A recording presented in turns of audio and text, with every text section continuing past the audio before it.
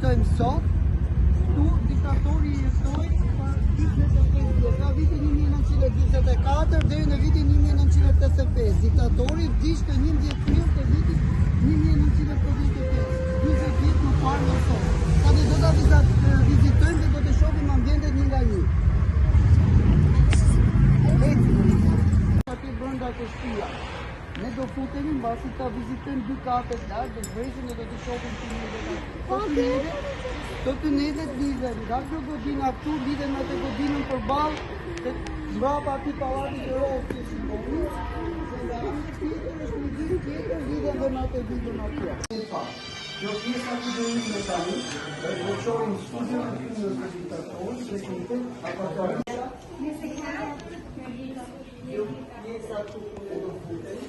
Biblioteke është studioja e diktatorëve. Do ta shikojmë bibliotekën e studiove dhe pastaj do të flasim pak për detajet. Ishte vetja parti, nuk i sot që janë shumë parti, për 25 vjet ka qenë vetja parti e punës që kishte organizuar jetesën ose vendimtar. Ai që e drejtonte ishte një kryeministër i kësaj shtëpie, Enver Hoxha. Kjo punë kemi hyrë tani është studio e punës e diktatorit që ka banuar këtu.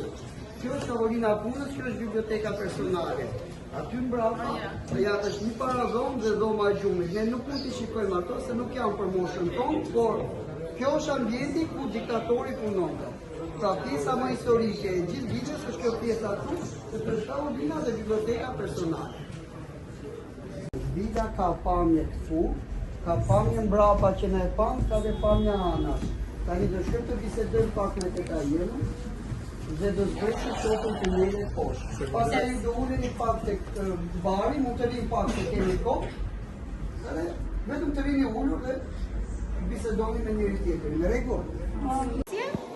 Tipologji të ndryshme që ne kemi përzgjedhur për t'i treguar se si përndiqeshin njerëzit.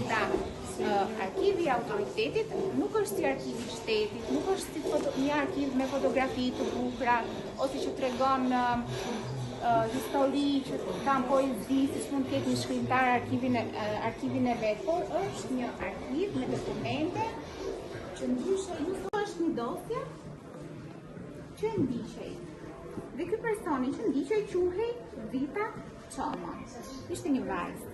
Dhe ishte vetëm 18 i vendosej në survejim apo përndiqje nga institucioni i sigurimit të shtetit, ndërtoi një dosje dhe çdo gjë që thuhej për atë qytetar regjistrohej kjo ajo dosja.